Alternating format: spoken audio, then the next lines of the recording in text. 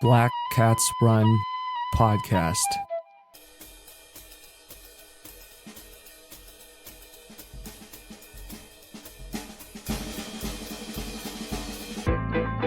I'm Tristan Black Ingersoll, and this is Black Cats Run. Today's episode, For Whom Does the Heart Beat? We talk about heart rate, its utility, the history of using heart rate in training, and what that historical perspective can tell us about the effectiveness of using heart rate. And spoiler alert, that is probably not as effective as you think. Today's episode, The Heart Knows. For whom does my heart beat? Well, probably not for my lactate threshold. Let's get into today's episode.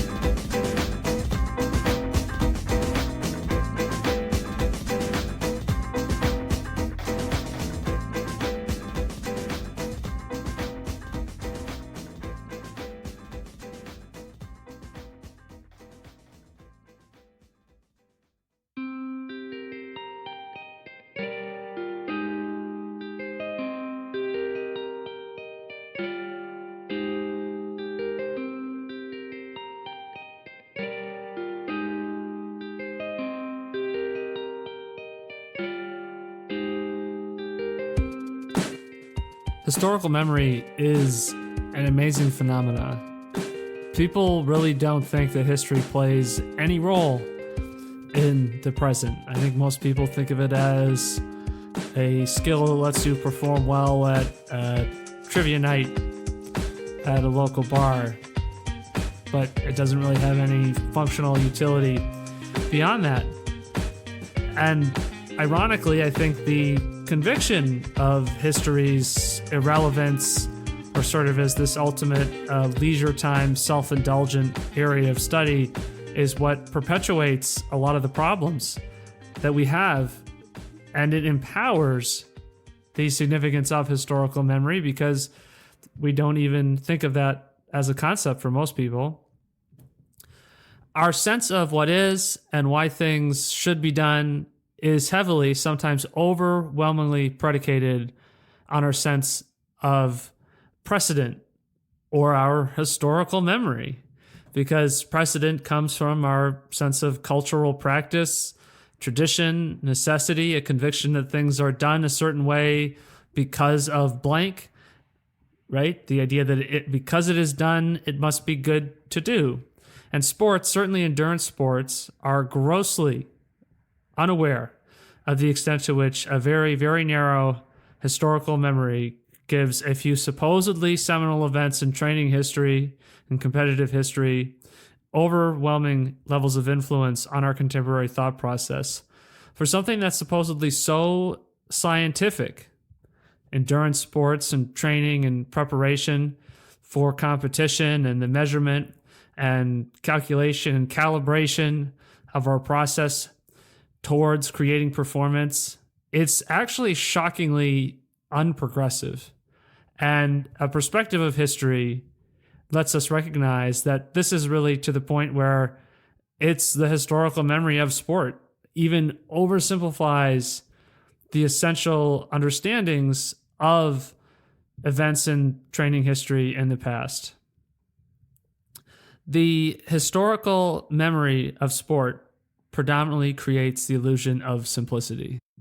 Our memory of sport is something that's a very simple process by which people apply an active will to create and then sustain the necessary self-discipline. And that if you simply have the capacity to do this, or you don't. And those of us who have the capacity are sorted out, and we are the exceptional and the unique, and that's why sporting performance is so celebrated, because it discovers the unique and exceptional among us. And of course, the irony of this is that it flies totally in the face of what should logically be true from evolutionary biology, which is that most of us should have a pretty, within the species, a pretty optimal, highly functioning epigenetic response to stress and stimulus in our environment. But sports inverts that and assumes that actually it's only a very small minority of people that are capable of doing that. And we don't question that or think about that or interrogate that, because this narrow bandwidth of historical memory has embedded the core perspective of it's not that complicated. And this idea that sport is not that complicated, and that, people who think about it and try to understand it and assess it just ultimately don't get it, or are trying to make excuses or grasping at straws. I think that really is just a historical memory phenomenon that is somehow encouraging us basically to not think, and in some cases, like literally not think about it at all. And heart rate training, I think, is a great example of an area where historical memory and this particular kind of narrowing, intellectually narrowing historical memory that seems to be so highly prevalent in endurance sports takes over and has such a preponderant, dominant effect.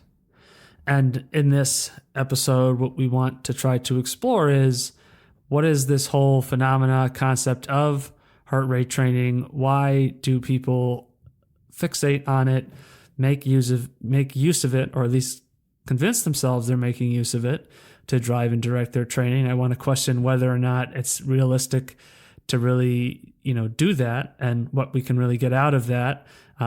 Is it actually this window that we have been told to perceive it to be? And also then, ultimately look at the historic context of what we know about heart rate training as a practice, in terms of when people have sort of based this. We'll look at an example, probably the most famous example of when people have used this effectively to try to develop and direct their process of training towards performance. But I think we want to make sure we all have a clear, basic understanding, the most simple understanding of the heart as a part of the body. The heart is a muscle. It's a muscular organ, but it's a muscle. And muscles adapt in response to stress. And we know from the whole concept of training is that muscles will respond and become stronger as a consequence of stress. And one of the ways that they will become stronger is that they can do more work. And they can do more work by contracting at a greater rate of contraction and contracting more powerfully. And the heart is something that does this too. One example that demonstrates the extent to which the heart responds to training is athletic heart syndrome. And historically, this concept of an enlarged heart, a heart with a very low resting heart rate, or your beats per minute when in a state of non-exertion, right? Typically, you're going to reach your resting heart rate when you're, deep asleep. That this was taken to be some sort of sign of a anomaly and, a health concern of your heart was enlarging and whatnot. And it's been debunked, the notion that the heart is athlete's heart phenomena is bad, and that's going to cause you harm. And we recognize now that this is an example of the heart training, and the heart is training by the BPM, right, is lower. The heart can produce more work more efficiently with less effort. And it's highly illustrated of the extent to which the heart will respond to training stress, just as many other aspects of our physiology and biology respond to training stress. And when we look at this concept, I think that this concept of the decreasing resting heart rate is something that isn't always understood. When I coached high school athletes, I would sometimes have athletes who'd, come to practice and they'd be all jazzed up because they went to their physical and they'd be telling everybody how, the doctor said my heart's too low. Well, the reality is that's a normal response to exercise. And, our sense of what is a normal range of a resting heart rate is probably partly a reflection of a high degree of sedentism in our contemporary society, that it's unusual to see people exercising to a great degree. And you kind of wonder, well, what would the resting heart rate have been for the average population of more pre-industrial agrarian societies, for example, where a lot of people are performing manual labor over long periods of time, day in and day out. I would imagine that you probably would have trended to see lower heart rates, because that would fit the trend of continual physical activity induces adaptive stress towards those kinds of transformations. And this idea of the low resting heart rate fits into, I think, the predominant paradigm of how people look at heart rate, which is when we think about training, we're trying to keep our heart rate low. And that people then, are taking their heart rates, and then maybe they're also trying to say that, okay, the heart rate then correlates to these zones. And so progression is then how fast can you run at any given heart rate. And so then by further logical extension, the faster you can run at a low heart rate, the more likely we are to consider that to be a sign of significant physical adaptation in response to training stress. And so people use heart rate to pace themselves, and people will use it to pace themselves for endurance training. Some people use it to try to pace themselves for high intensity training. There's certainly more aggregate reasonable evidence to say you can try to use your heart rate for longer, steadier periods of lower intensity aerobic endurance type training. But there's very little to support using heart rate for high intensity training, such as the so-called VO2 max intensity. I don't agree with the VO2 max paradigm, as people who've listened to a lot of this podcast are already well aware of. But even the people who are proponents of that explicitly say that you can't use heart rate really to drive that. And I think, the consensus around the zones is that, once you get over the so-called lactate threshold 2, which I also don't agree with, but, even within that paradigm, they feel once you get over that point, you can't use heart rate anymore. But you'll find people saying that you can target heart rate specifically for VO2 max training, right? So there's an example of, conflicting ideas. And that's one of the things that's kind of fun, to be honest, about trying to understand endurance sports, is there's so much stuff to try to parse through, because there's, been an increasing democratization of training, right? Where we all have access to information. And I think, ironically, the more access we have to information, the more discussion we need to have, because the more we need this ability to weigh through and sort through what we're seeing. So what if, though, instead of thinking about heart rate as this concept of, I want to train, and let's use the 5-zone model, which here's item number 3. I don't agree with the 5-zone model of training. But let's say you, for sake of argument, that you want to work out at zone 3, and you have believed that you've identified that your zone 3 heart rate is 160. You say, okay, I'm going to work out at 160 beats per minute. Is that actually a good idea? Because then what you're saying is, I'm going to pace myself and not exceed 160 beats a minute. And I would suggest no. I think that that's a very poorly conceived strategy, and that I don't think it matters really what our heart rate is in training. And if anything, I think it's possible that we might want to ask the question, should we be thinking the opposite? Should we be thinking, can I get my heart rate as high as possible while maintaining a relative level of exertion? Is that actually a form of training? Because the heart is a muscle. And why is it that people would try to go faster and work harder in order to strengthen all of their muscles, except in the instance of the heart, we don't want to apparently be doing that, and we need to keep that down. But why is that? Well, it's because we've taken our concept of the heart away from our understanding of a muscle and away from something that adapts and responds to training stress, and that therefore those adaptations are good and desirable. And I think we end up undertraining the heart. And we end up neglecting the cardiovascular system when instead of looking at it as something that we want to try to challenge and engage and make stronger, instead we're trying to simply work towards using that as an external metric. And when we look at that as an external metric that is supposed to tell us what we're doing in the rest of our body, we now aren't thinking about the heart in the same way. So here's a quote from Marius Bacon's write-up about his ideas about training with lactate. And this was a sort of a smaller comment within the broader context. But I want to read this idea. Quote, in addition to looking at the lactate levels in a standardized setting, you can also compare lactate to heart rate, which is otherwise harder to do accurately outside due to warm weather and terrain.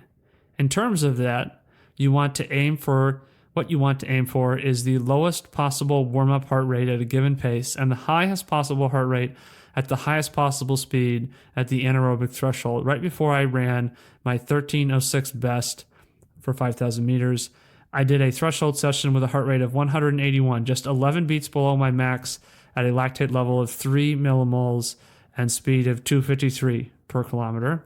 The warm-up heart rate was low, unquote. There's some other pieces in there, but what I'm thinking about as I look at this is here's an articulation of saying, number one, I want to get my heart rate up. I want to be training with my heart rate as high as possible.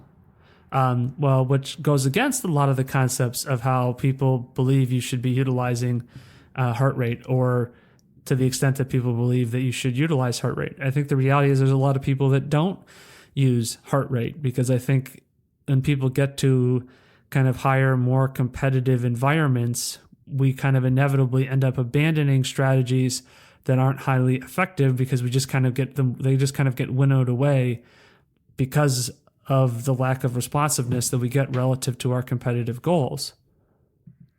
But here, right, we know that this is an idea that is contrary to what a lot of people are using for heart rate. We're using heart rate to pace ourselves. Here, he's not talking about using heart rate to pace himself. He's essentially, I would look at this as a concept of training the heart rate. And what he's also looking to say is that I want to create as much heartbeat frequency. I want to be able to have my heartbeat as fast as possible relative to having my lactate as low as possible. And this also totally goes against the notion that heart rate is specifically predictive of given zones of exertion. And I understand that people could counter to that point and say, well, you can retest it and whatever. And I agree that testing and reevaluation is important. But whereas lactate is going to tell you metabolically really what's going on at any given time, heart rate isn't actually tied to that. And I think that a key understanding is that heart rate over time, that a lower heart rate in response to a level of exertion reflects fitness, but it does not make fitness. So I think we can generally look at and say, can I use the heart rate then to stay aerobic? Is that then reasonable? And I think that this is something that is far more likely to be effective with continuous steady efforts, and not with interval training, whether they're aerobic intervals, and especially as you're doing increasingly high intensity intervals.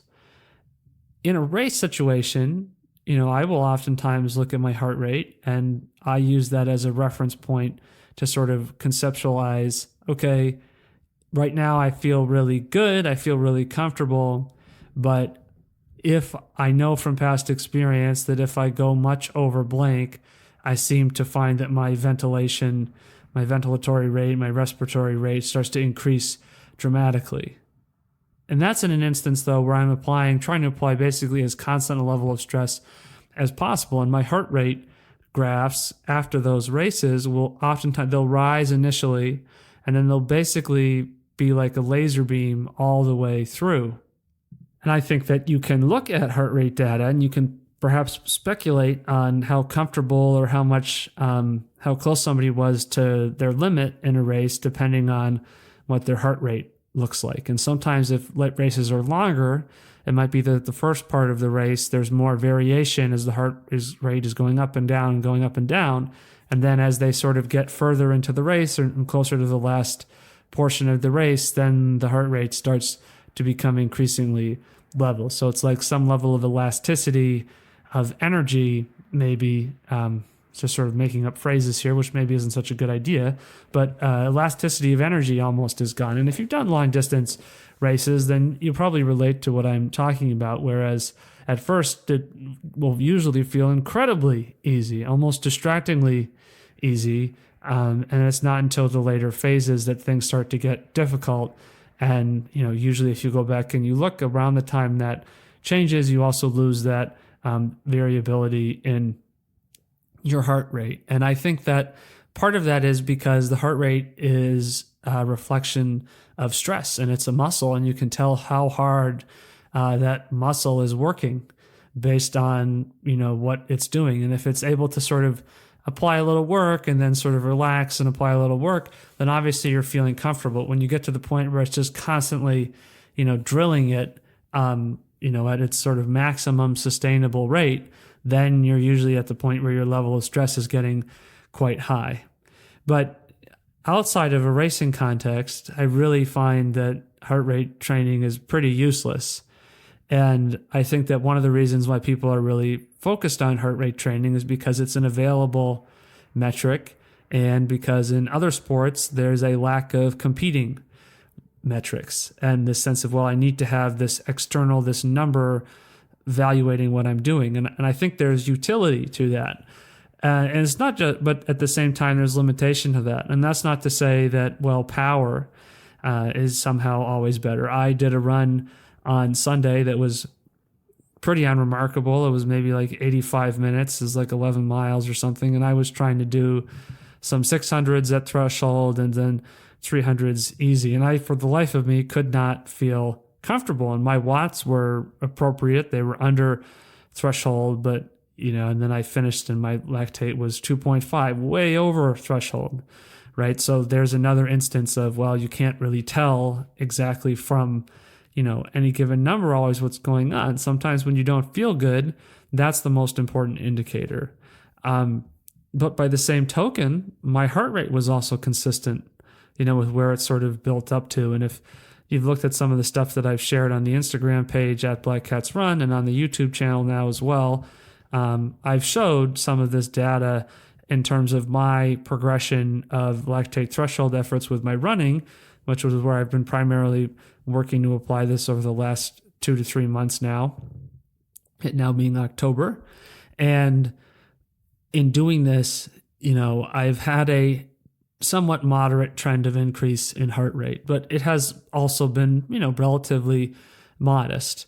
And I think that essentially it's gone from being about an average of 153 in the beginning of this progression to now 165, 166, which really is not a lot, I would say.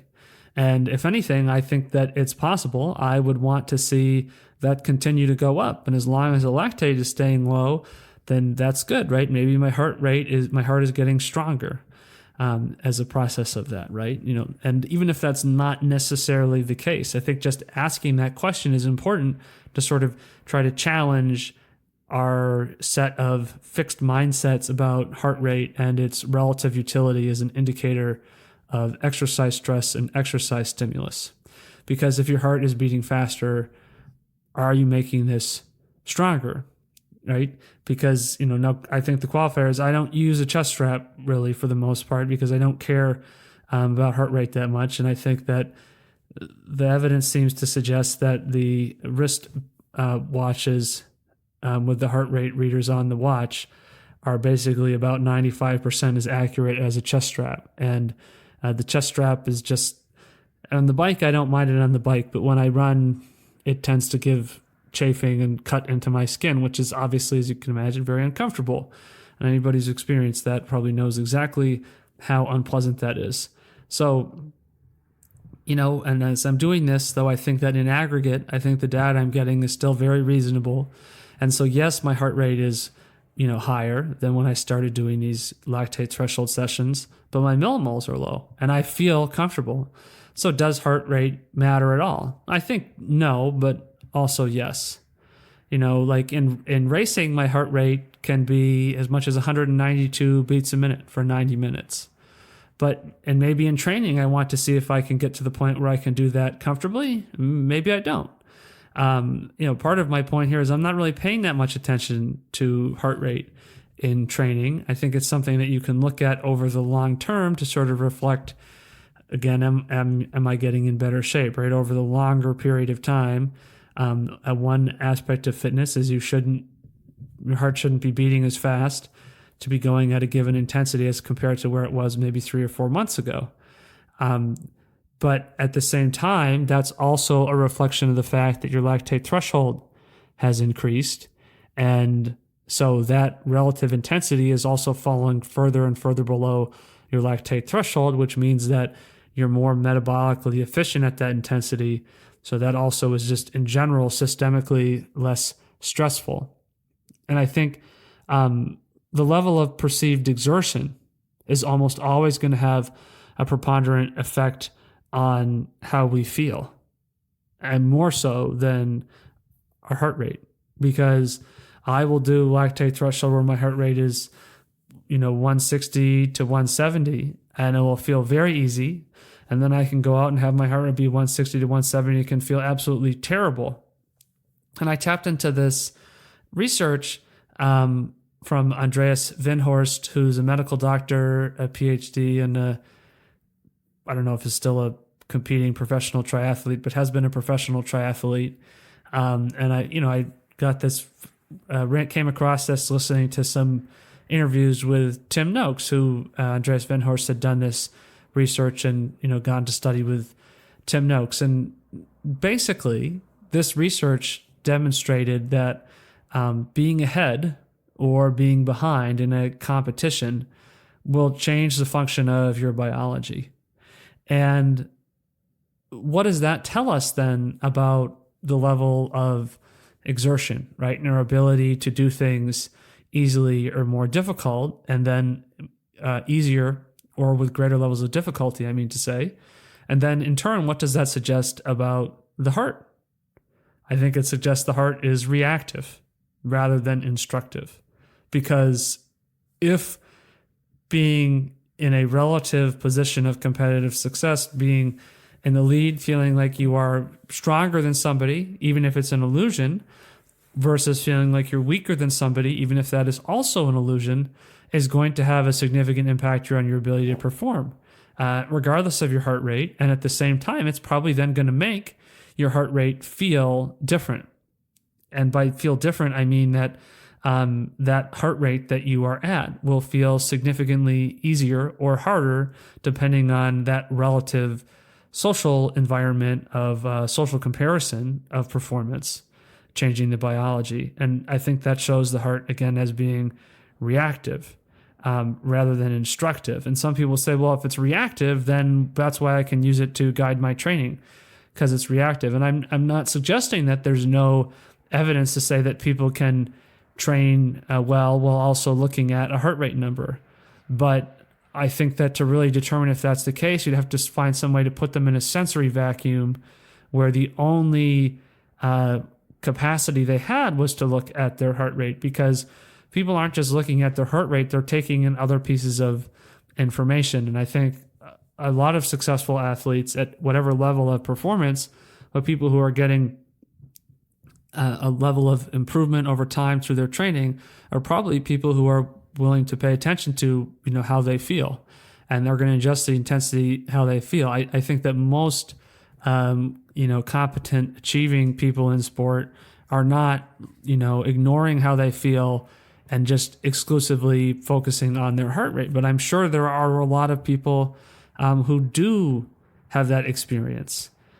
Because if you don't have the right guidance or input, or you don't have enough time doing this stuff, a lot of people start getting into individual sports and endurance sports, after they've done all of their formal education. And so after that window of, school-based sports and teams is over, which is really going to change your ability to learn from and, hear different ideas about this kind of stuff, because you do it more so in a bubble, except to whatever extent you actively seek stuff out. Whereas if you're at practices, whatever, you're more likely to be exposed, for better or for worse, to, different ideas or perspectives. But when we say the heart is instructive, that would imply that the heart can tell you what to do. And when we say the heart is reactive, I think what that just means is the heart is changing based on the level of stress, and that the level of stress we're experiencing might not necessarily be a measure indicator of a supposed zone, or even necessarily an indicator of our threshold. I do think that it's probably the case that a lot of people train too hard, and I myself fall into that trap all the time. It's not an easy habit to break if you're somebody who sort of has had that ingrained into you for 1 or 2 decades. To try to get out of that mindset is not something that's very straightforward. But when we look at this kind of stuff, let me give you an example of how the heart rate is not necessarily informative in the way that it should be compared to, say, a different data metric. So I did the run that I mentioned doing on Sunday. Felt absolutely terrible. Probably the worst run I've had in 3 months. And it was especially jarring because I had been used to feeling extremely good. And so then I was looking at my aerobic calculator and the data I've been tracking on there as a part of like other kinds of experiments and models that I've been tinkering with. And when I looked at the heart rate, I'm kind of what's my average heart rate per every 5 workouts? There's really no trend. There's nothing really changing there. But when I looked at my power, one of the things I've shown previously on our YouTube channel is over time, this trajectory of progression. And that's been pretty steady. And lately what I've done is I've created a column of data for a 5-day moving average. So it just every workout, it tells me the average watts of the preceding 5 workouts. And so this 5 workout moving average is a way to try to look at little differently and get a little bit sort of more concrete sense of the relationship between this. And it had improved very linearly from about 306, 309 watts up to, it got to highest point it's been at has 355 watts. So, and I've been very happy with that improvement, as I'm sure you can imagine. But over the last 3 or 4 workouts where I noticed I hadn't been feeling not as good, and then the most recent training session felt especially like really bad, but also bad in a way that I was familiar with experiencing many, many times in the past. And over the last couple sessions, that moving average has gone from 355 to 352 to 351, and then down to 346. But there's nothing in the heart rate to suggest that anything is changing, right? So if I'm using heart rate as a metric, what am I going to conclude? The other thing I was able to do on that is I had, again, a friend out there on a bicycle, and I was running with another person who's better shape than I am.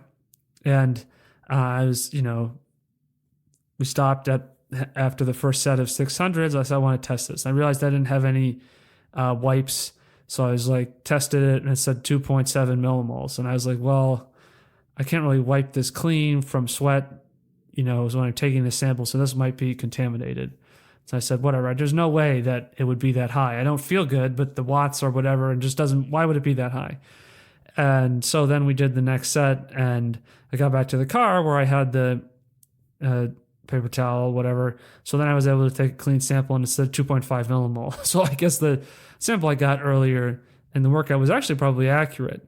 And I looked at that, I said, well, this is interesting because it shows that my sense that in the past, I was just basically always drifting into trying to do my running training over threshold is confirmed by this. And, having a heart rate monitor in the past never really helped with that. Because I think that depending on your level of conditioning and what you've been doing specifically for training, you can't say that your heart rate, any given heart rate, is necessarily indicative of what's going on. And I also go back to my test in July where, my concept of threshold as self-selected had me coming in at 5.8 millimoles after 10 minutes. And it's been suggested to me by a lot of different people over the years that I don't know how to train intensively and that I just train really easy. And, the irony is I think what this demonstrates is that the opposite is true. That, one of my challenges has been always training really hard. And even on that run, I was focused more on the conversation we were having on the loop than I was on my effort.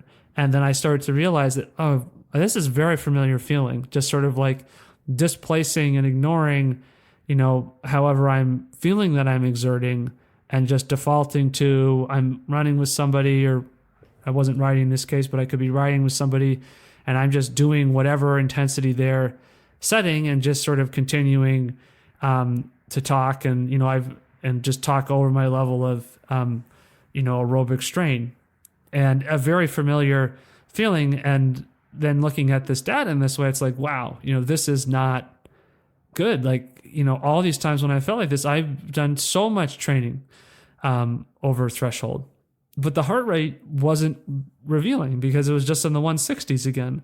So based on heart rate, I would assume that there was just something wrong with my head, that I was being mentally weak, et cetera, et cetera. But then when I look at the power and I look at the power trend, I say, okay, now I can actually identify that, here's something that actually shows that I might be slipping back into overtraining. And then by looking at this data, okay, which I think is a better representation of what's going on, and then looking at that then compared to the lactate, also a better representation that's going on, you start to see some bigger picture phenomena. So then I went and then I looked at and I sorted and I said, okay, let me sort by lactate threshold intensity that I've been applying. And I looked at it in terms of specific minutes for the intensity sessions. And then because of the stimulus doesn't turn off and on in the recovery periods, I looked at just the net stimulus with the intensity minutes plus the quote unquote recovery minutes. And I saw that I had a massive anomaly, whereas basically for the last, I think it's now 11 weeks of this process, my sessions have all been, about 45 to 55 minutes, with a couple closer to 30 minutes and then a couple maybe 60 to 65 minutes. That a week ago, I had 2 consecutive days where I was first did 140 minutes, and then the very next day I went out and did 205 minutes of threshold intensity. And that when I look at my sort of threshold volume week by week, that has varied between about an hour and 45 up to about 4 hours. And then all of a sudden I have this week, the preceding week, where it was 6 hours and 25 minutes. And it just jumped up out of nowhere. And that was because I did those back-to-back sessions. And I think part of the reason was because I was feeling good. I wanted to try that longer run with the 3 sets of 9x800, but also because I didn't really think about the fact that the threshold testing I had done the day before, I ran mine and then I ran most of Caleb McVeigh's with him, and that was 14 miles of running and a whole bunch of running at threshold intensity to over threshold intensity.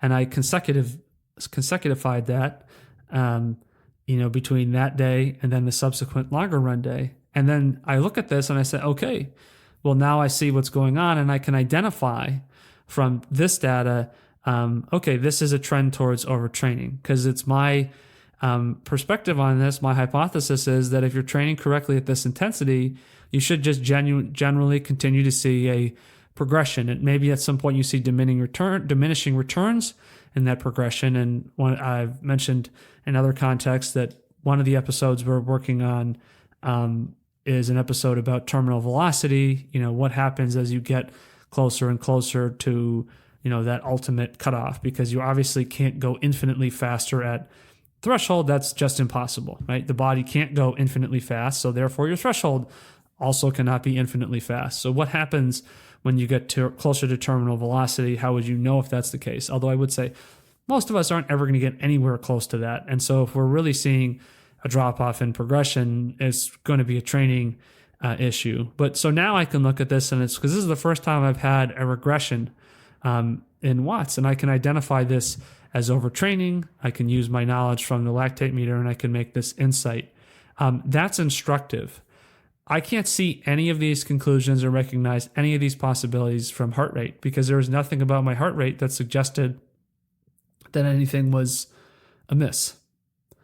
So I do think, again, that low heart rate at intensity is a symptom of fitness. And I think that low millimole and low relative perceived exertion at a higher heart rate is also a sign of fitness. But the heart is a reactive mechanism. It's not instructive. And why then has the heart rate become such a central paradigm?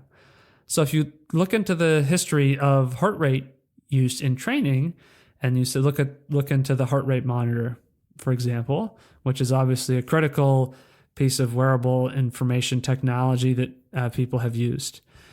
First heart rate monitor is in the 70s, around I think 97, for the national Nordic team from Finland.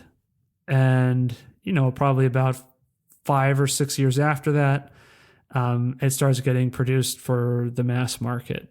And, of course, marketing takes over as it enters into the mass market phase, and it becomes a thing you can get and track. And so then there are subsequently tons and tons of recommendations on how to use it to determine how to train. And the 1980s was a pretty significant growth period, both for professional sports, for sports media, and then also for triathlon, for example, as an endurance sport. And in triathlon, we're trying to train across multiple disciplines, or anybody who does multiple forms of endurance exercise, you don't have to be a triathlete to do that, knows that it's hard to sort of compare across metrics. But the heart rate monitor becomes this supposed solution to that problem. And of course, with the heart rate monitor, right, it's all going to be about intensity. And then that use of the heart rate monitor to measure intensity feeds into the idea of zones, because, what's the point if there's all these numbers and they go up and they go down, and then you start to have these zones that emerge. But the problem is that heart rate ranges very significantly from person to person and ranges widely across the whole population, right? So like, for example, my maximum heart rate is 212 or 213 beats per minute. And it's been that way for the last 15 years. So it hasn't gone down, which goes against, as you're going to see, some of this popular wisdom about heart rate. Because there's a ton of BS about how to calculate your training heart rate. For example, the internet says you should subtract your age from 220, and that's your maximum heart rate. So according to the internet, my maximum heart rate is 186. And that's just absolute BS. That's simply not true. I can get my heart rate up to 206 pretty mindlessly anytime I do a race or a segment, even on the bike, a Strava segment. Obviously at that point I'm working hard physically, but it's not this, monumental achievement to do that. It's just more about whether I feel like working that hard, for that purpose in training, which usually there's no benefit to do that, and I'm just going to trash myself. But very easy for me to get my heart rate up over that. So clearly my heart rate isn't 186. And it doesn't mean that I'm not trying to say that I'm going really fast because I have this max heart rate. I actually think that's another problem with heart rate, is that having a higher heart rate doesn't seem to lead to any sort of person-to-person improvement in performance. But it does mean that these training models of training at X, value, subtracted from Y standard are crap.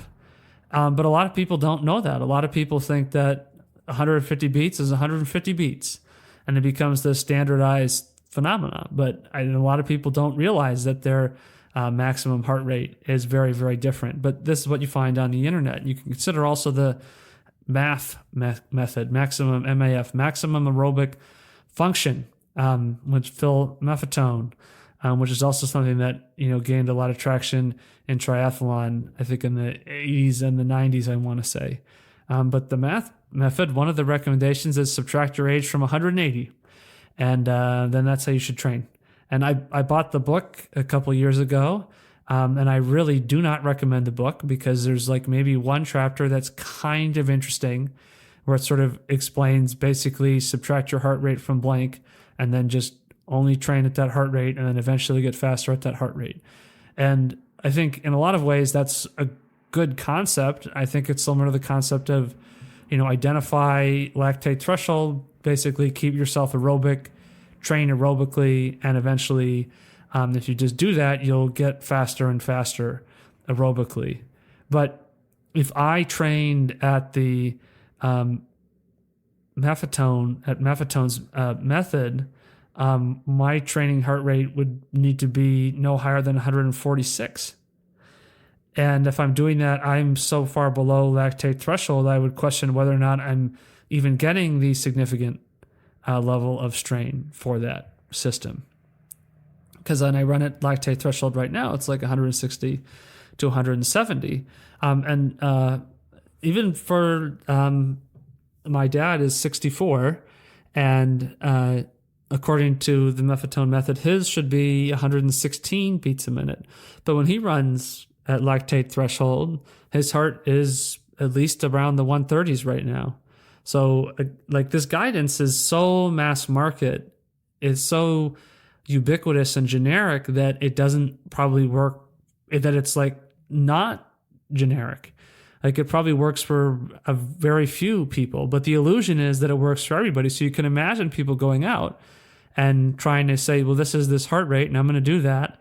And, it's just not going to be effective for people. Plus heart rate is just way more subjective as a phenomena in terms of like what heart rate responds to. So it's not even correct in the most basic sense that fractional utilization of max heart rate, it's just not accurate because not everybody has the same max heart rate, and that can vary by 50 beats at least from person to person. And both of those people can be high performing athletes and in the scale of the general population, and even the person with the 50 beat lower max heart rate could be a much higher performing athlete. I know plenty of people who are much stronger than me who have much lower maximum heart rate values than I do. So again, like what's the utility or the significance of that? But now, because sports training is both historical, we don't care where or when ideas come from, and because it's generally pretty indifferent to data, we don't really feel that we need evidence. We just want anecdotes from the quote unquote best performers. The heart rate has just become the thing that you need. And then GPS technology, piggybacking, into the running watches and the wearables revolution, which generally seeks to practice price discrimination by just marking up the price for these watches that look sort of more sleek and stylish, but are just full of a bunch of garbage metrics, which don't really mean anything at all. Just continues to push this stuff forward. And, maybe it's trying a lot. I think a good portion of that stuff tries to extrapolate meaning or conclusions from heart rate because it's something that you can measure. It's something that, the market, the consumer has bought into as a useful metric and continue to work on that. And, I can certainly see how you could use heart rate potentially effectively to try to, get people to like chill out if they're training too hard, but I think that obviously, as I've just described, has some methodological limitations. I've had some success, I think, at times trying to use my heart rate monitor to pace myself. But I don't think that it's ever led to a feeling of progression. I think it's made some runs more comfortable or rides more comfortable, climbing more comfortable because I've, used, basically it's been a prompt to think about my effort. But if I'm feeling good, I don't look at it. I ignore it. It's like more like, oh, I don't feel good. I look at my heart rate monitor and then I say, oh, it's here, and then I think, okay, let me try to go down 10 beats, and then it's like, okay, because I went easier, I now am going easier, so I feel more comfortable. Duh, right? Big epiphany. And there are a couple other problems to think about with heart rate too. First, there's this, understanding that O2, that oxygen isn't really like the limiter to performance. And the heart is heavily associated with circulating the blood and red blood cells, of course, etc. But if we look at like altitude training, right, which we associate conventionally with more red blood cells, well, not all studies actually will show a statistically significant increase in red blood cell count as a result of altitude training. Okay, so that's kind of interesting. And I expect there's going to be some major revision at some point about the perspective on this stuff around, the heart, oxygen, red blood cells, and the way that this affects exercise. But it's something that everybody has heard so many times. We've just sort of like accepted it as true, as if it's like, 9.8 meters per second, is acceleration due to gravity. But is that actually a valid perspective to apply to looking at this stuff? And I think the answer is probably no, not really. And so if we look at these kinds of ideas that like altitude training improves performance, but altitude training doesn't necessarily increase the red blood cell count, the red blood cell count is tied to this oxygen stuff, and then like that's the heart and the circulatory system, et cetera, then is that maybe meaning that the heart rate and this oxygen complex isn't as meaningful as we think? Okay. Second, I don't really see the heart as being significantly metabolic. I tend to consider that exercise is basically a system of energy, which is then regulated by the central governor, right? It's regulated by the brain, to not, based on like not dying, essentially. And so we have to have the energy. And then once we reach the point, as represented by lactate threshold, where we start to decline in efficiency in terms of work that we can generate from our available energy, that's going to be regulated by the central governor. And the heart isn't the metabolics of movement. The heart is a muscle itself, and it actually needs its own metabolism. So there's also a perspective that people don't think about, like to what extent is lactate threshold, changing the capacity of the heart to function. And I haven't, to be honest, put a ton of thought into that yet, nor am I expert in that area, even if I had put a ton of thought into that. But the heart is muscle, and that muscle needs energy to do work, and that's going to be a metabolic process, and the lactate threshold is probably going to have an impact on that system too, right? So again, we start to get into this thing of like, we act like the heart is this like external value telling you something about what's going on, but the heart is a mechanism that's a direct part of the process. So why aren't we thinking as much about whether or not we're training the heart? We're using the heart to try to determine whether or not we're training. But the heart is a part of the training. And it's difficult then to try to take something like that and say, well, this can be used to reach some sort of objective set of conclusions or perspectives. And, and that's why I say, like, wouldn't it make sense that a higher heart rate would lead to an increase in speed if it was really that critical? But I've not found that to be the case. I can go for 20 minutes over 200 beats per minute and still be going very slow. It's again, right, this idea that I would have some sort of advantage over somebody else because I have these additional capacity, cardiac reserve or whatever. I've never had any experience that seems to suggest that's true. So if the heart isn't metabolic and oxygen isn't a limiter, then why are we so worried about that as a concept at all? I don't have a good answer to that per se, because I don't think there's a good answer to that. I think there are answers to that, like we talked about with the market process, and then our historical memory of training, and that heart rate is a part of training. And I also think it's this kind of thing where you get to feel more legitimate about yourself as an endurance athlete because you're using heart rate and you're accounting for heart rate. But the heart is sensitive to a lot of other stuff besides physical exertion of exercise. It's sensitive to stress. It's sensitive to heat. For example, when cortisol levels go up, heart rate goes up. And we've talked in other episodes about how higher intensity training is more traumatic, and that probably is going to lead to higher levels of cortisol. So is it also the case that when you're training too intensively that you're introducing hormone changes, which are going to then change the function of your heart rate, which again, I think should be making you ask questions about how valid is it to use and rely on heart rate. And I think the body is just not always equally sensitive to it. I finished sessions where I think that I've gone really well, but with heart rate, I look at that number and the fact that it felt easy and I felt competent, then immediately stops mattering to me the second I see that my heart rate was quote unquote too high, right? And it's like, who cares? I ran this effort easily. That's what matters. I rode this effort easily. I swam easily. Whatever discipline you're doing, if it goes easy, that's progression. And looking at that and saying, oh, my heart rate is high, that's bad. Maybe that was good, right? Maybe I got a really good training stimulus for that. But we we look at training in a different way because we start putting this heart rate thing up there to determine whether or not what we did was effective. And, we also see that sometimes, you go to train and you feel like your heart rate can't get up above a certain number, or you go to train, it seems like your heart rate is low. And then there's different, stuff out there you can read that says that, high heart rate is a sign of fatigue, or low heart rate is a sign of fatigue. And of course, there's whoop and heart rate variability, and it attempts to, extrapolate data from that.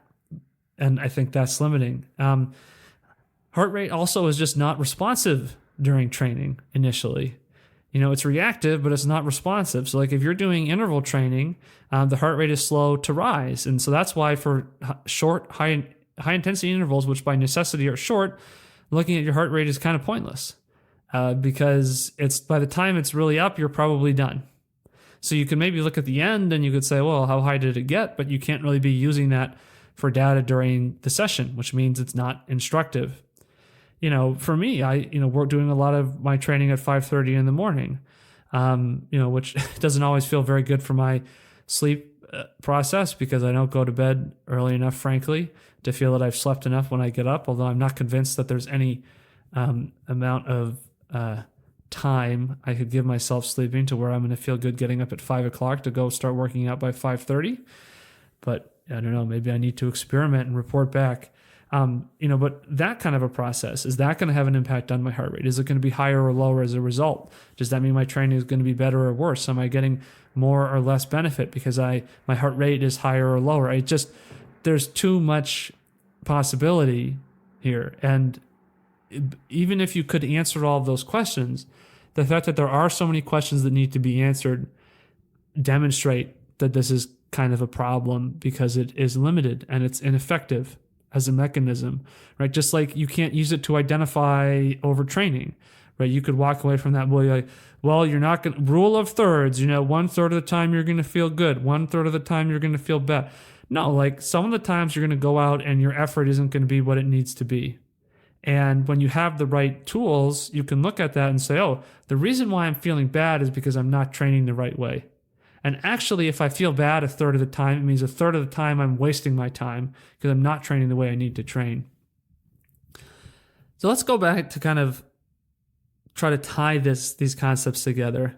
If we go back to the 1930s, Voldemar Gerschler, Dr. Gerschler, is probably the most famous example of applying interval training.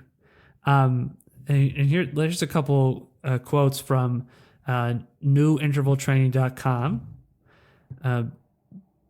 /oldintervaltraining.php if you want to look this up, but gives kind of a little bit of synopsis about what's going on. Quote, in its original form, the faster repetition, whether of 100, 150, or 200 meters, and occasionally up to 300 or 400 meters, would be run at a fast pace to achieve a heart rate of around 180 beats per minute. The next faster repetition run would start as soon as the heart rate had returned in the interval to 120 beats per minute. The training principle was based on the fact that the volume of blood in the body is constant for a given individual. As the heartbeats diminish in the interval for the same volume of blood, the quantity of blood pumped at each beat is increased in volume. The training effect comes then as the heart rate decreases. If the reduction of the heart rate to 120 beats per minute did not occur within 90 seconds of the end of the previous faster run, the workout was considered too difficult and had to be adjusted. Otherwise, the heart would be overworked, leading to fatigue and exhaustion, rather than to the desired training effect. Gerschler's training gave very rapid improvements in performance, and as the heart became fitter and returned to 120 beats per minute more quickly, the recovery intervals became naturally reduced. This natural reduction in the recovery interval due to increased fitness was combined with increasing the total number of repetitions to progress the training rather than increasing the speed of the repetition. Unquote. A lot of interesting things going on here, some of which might fit better with other episodes.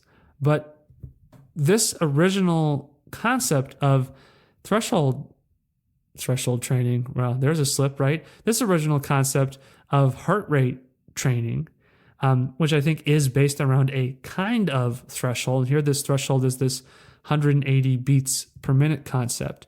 And what they're doing here, though, is they aren't pacing off of heart rate. They're talking about training the heart. We spend so much time looking at all of the training through one paradigm, that of relative velocity, time increments of work to recovery. That's just the plan. And we don't usually try to think more carefully about what was the actual strategy. And this is a part of our narrow historical memory in endurance sport, is we don't recognize the diversity of strategies and how that training plans are based on strategies.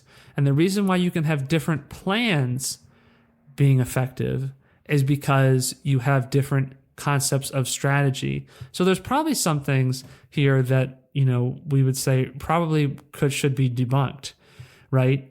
For example, there was the assertion that the training effect comes as the heart rate decreases, right? And that's where we want to say more of what are they trying to articulate. But it sounds like they're trying to articulate that as the heart rates drop in the recovery, that's where the training effect is occurring. And that's probably not true, right? But if we interpreted that differently, and I don't think, to be fair, this is necessarily the way in which it's being written, but I think over time, at a fixed level of intensity, you are seeing the heart drop more quickly after doing an interval, and that they're concluding that, well, this is an adaptation, right? This is a sign of fitness. So they're saying that's where we maybe can see this change in fitness, and when we're seeing that, that means we're progressing. So there's a metric there by which they're using heart rate to try to reach something more effective. I also think